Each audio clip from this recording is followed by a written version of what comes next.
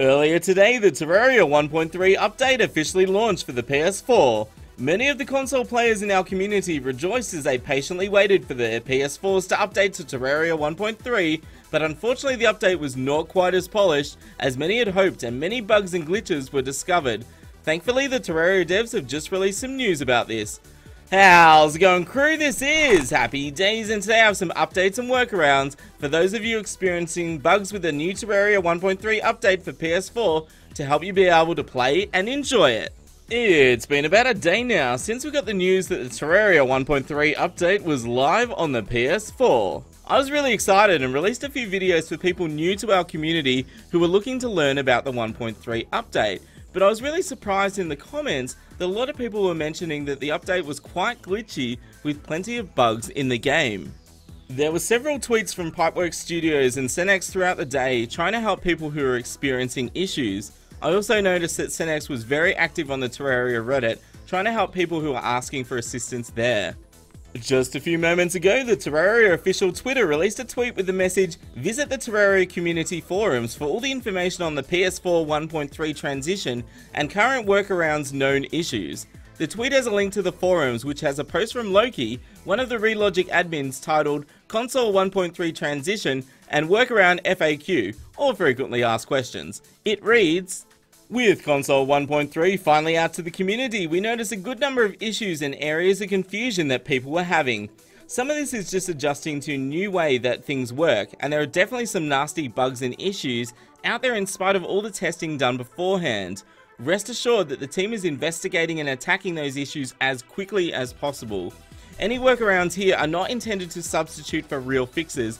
They are just here to help you keep you in-game whilst those are in process." So basically they're saying, hey guys, try these out and these will keep you playing, and we're working on a way to permanently eliminate these bugs.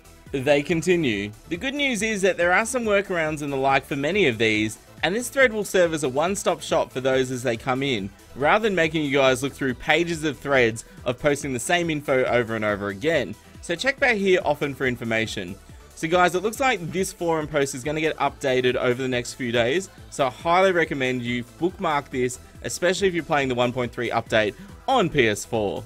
Now this post currently has 5 major issues experienced by a lot of players and the way you can work around it. But before I go on, I want to put a massive disclaimer that this is Relogic's information and I'm simply sharing it with you guys. Any of the following fixes you attempt are at your own discretion, and I'm not responsible for anything that happens to your world files and saves if you try these. But honestly guys, sometimes the best way to avoid launch day bugs is just to wait a day or two until they hotfix them. With that said, if you want to give them a go, here they are.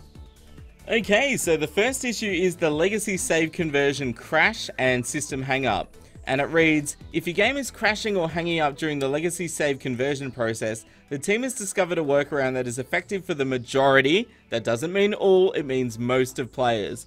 Please make sure you follow these steps precisely, which means do it exactly, don't just roughly do it, and do not skip anything."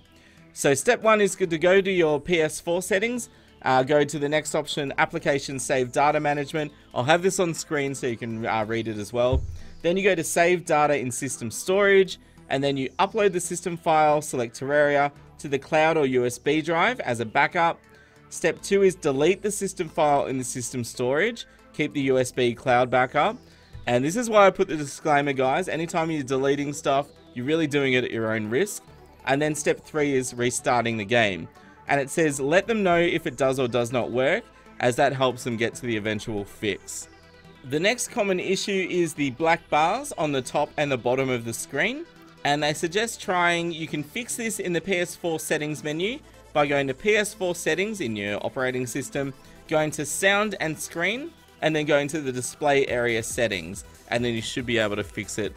The next issue some people are having is that they cannot map items to the D-pad, and the devs have actually said that this is off by default in the new controller scheme. However, you can toggle this back on by going to the following. So you go to Menus, then Control, then Quick Navigation. To assign items to the D-pad once this is done, select the item in game and press the D-pad button you want to use as a shortcut for that item, like healing potions or whatever. Images in the spoiler below show this process, and I'll put an image on screen of that now. So guys, as the devs mentioned earlier in this video, this is kind of they've changed the way that the game works. Not so much this is a bug, but you can go back to the old style if you want by following these instructions.